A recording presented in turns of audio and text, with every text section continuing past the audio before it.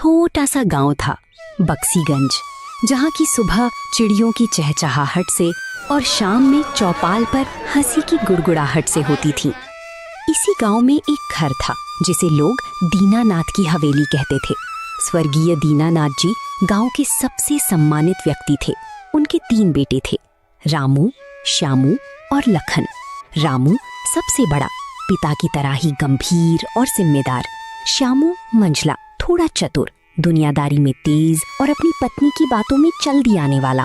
और ये था लखन, सबसे छोटा, बिल्कुल एक कच्चे घड़े की तरह, निश्चल, मासूम और पूरे परिवार की जान।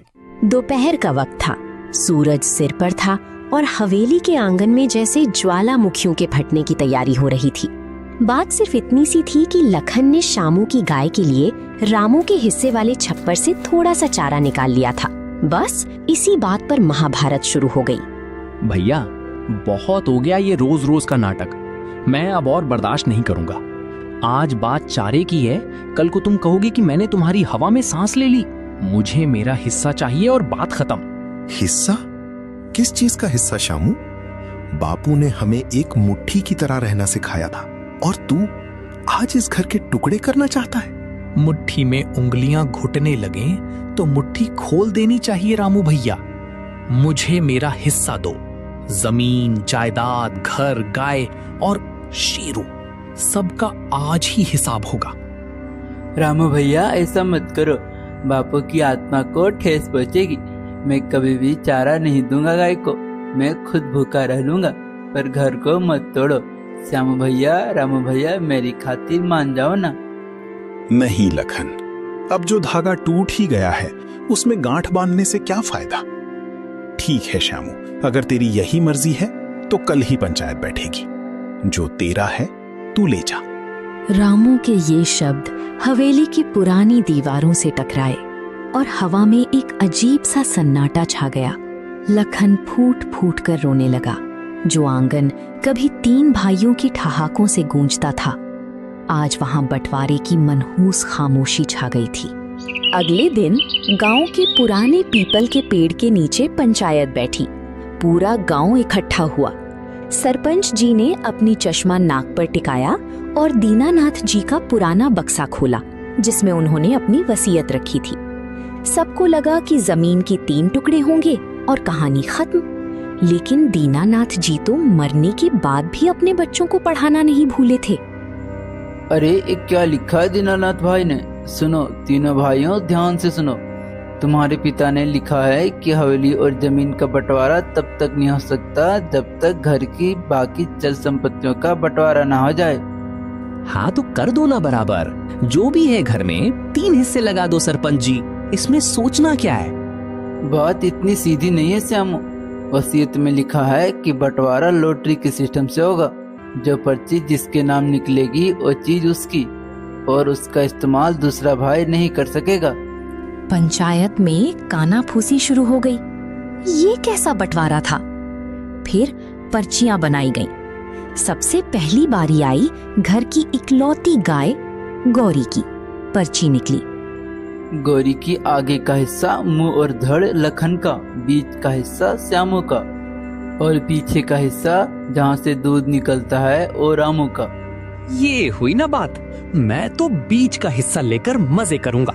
चारा खिलाने की जिम्मेदारी लखन की और दूध निकालने की जिम्मेदारी रामू की। मुझे तो बस गोबर साफ करना पड़ेगा, वो मैं कर दूंगा।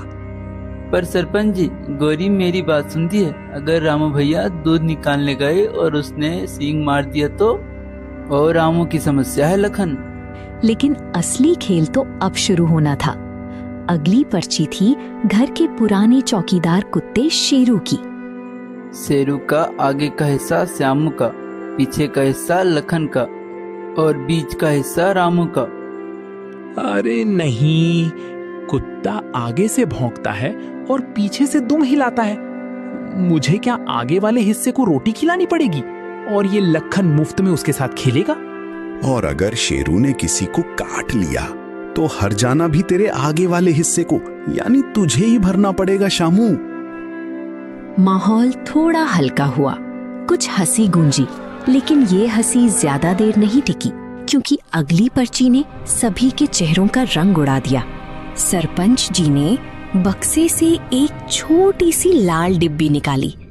उसे खोलते ही तीनों की आंखें फटी की फटी रह गईं। उसमें उनकी स्वर्गीय माँ के सोने के कंगन थे।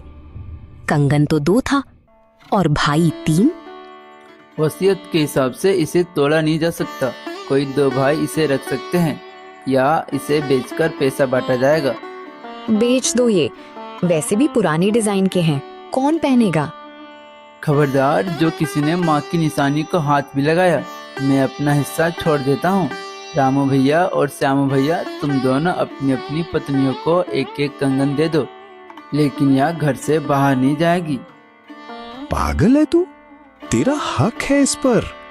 ठीक है, अगर लखन नहीं लेना चाहता तो हम दोनों बांट लेते हैं।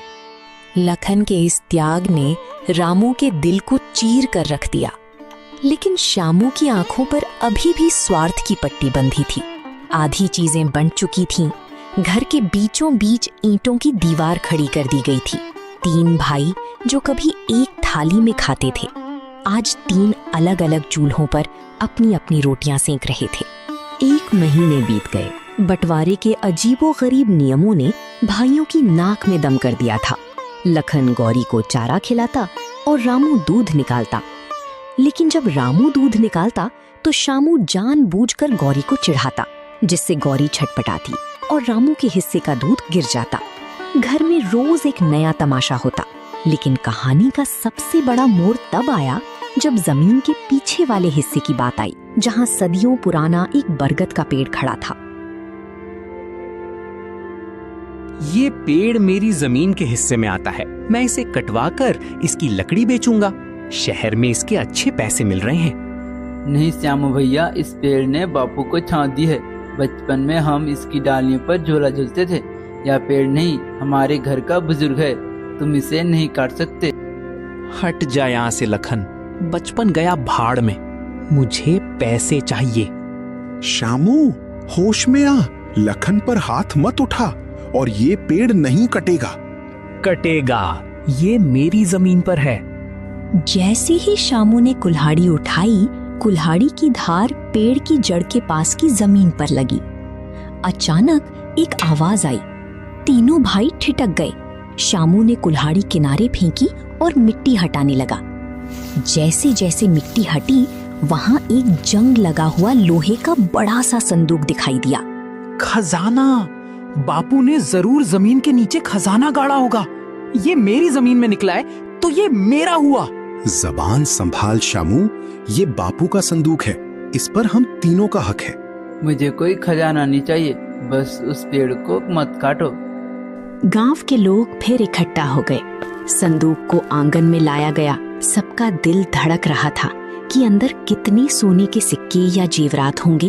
भारी हथौड़े से संदूक का ताला तोड़ा गया।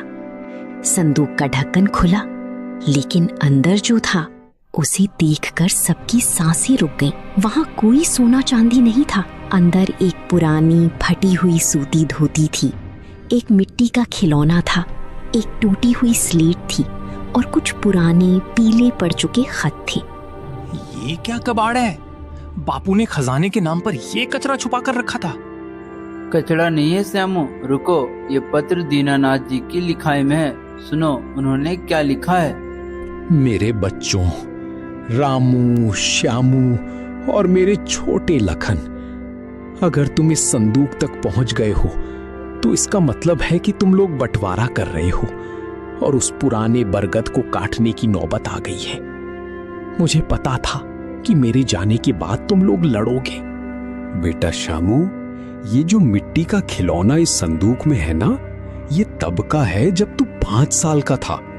तुझे मेले में ये घोड़ा चाहिए था, मेरे पास पैसे नहीं थे, तो तेरे बड़े भाई रामू ने अपनी गुल्लक तोड़कर तुझे ये दिलाया था, याद है तुझे? और रामू, ये टूटी हुई स्लेट तेरी है। जब तू पहली बार स्कूल गया था तो श्यामू ने इसे गलती से तोड़ दिया था। तूने उसे पीटने के बजाय कहा था, कोई बात नहीं बापू, मैं आधी स्लेट पर ही लिख लूंगा, पर श्यामू को मत डांटना। और ये सूती धोती ये तुम्हारे लखन ने अपनी पहली कमाई से मेरे लिए खरीदी थी। उसने 1 महीने तक भूखे पेट मजदूरी की थी, सिर्फ इसलिए कि सर्दियों में मेरे घुटने ना कांपे। सरपंच जी की आवाज जैसे रुक सी गई थी। पूरे आंगन में सन्नाटा था, सिर्फ सिसकियों की आवाज आ रही थी। मेरे बेटों, मैंने तुम्हें ये हवेली, ये जमीन नहीं दी है। मैंने तुम्हें एक दूसरे के रूप में दुनिया की सबसे बड़ी दौलत दी थी। एक भाई दूसरे भाई का हाथ पकड़कर चले तो दुनिया की कोई ताकत उन्हें नहीं हरा सकती। अगर तुम ये खत पढ़ रहे हो तो मैंने अपनी वसीयत का आखिरी हिस्सा सरपंच जी को दे रखा है। सरपंच जी, कृपया वसीयत का आखिरी पन्ना पढ़िए। सभी लोगों की नजरें सरपंच जी पर टिक गईं। दीनानाथ ने लिखा है, मेरी सारी संपत्ति, जमीन, हवेली और बैंक का सारा पैसा सिर्फ 2 भाइयों को मिलेगा। किसी एक को सारी संपत्ति त्याग देना होगा, नहीं तो मेरी यह सारी संपत्ति गांव के अनाथालय में दान कर दी जाएगी। ये सुनते ही जैसे बिजली गिर पड़ी। शामू की पत्नी राधा सन्न रह गई। पागल मत बनना, कोई अपना हिस्सा नहीं छोड़ेगा, सब अनाथालय चला जाएगा। जल्दी से कुछ करो। लाइए सरपंच जी, मैं अभी अंगूठा लगाता हूँ। मुझे कुछ नहीं चाहिए। ये घर, ये जमीन, ये गोरी और ये शेरू सब मेरे रामू भैया और श्यामू भैया का है।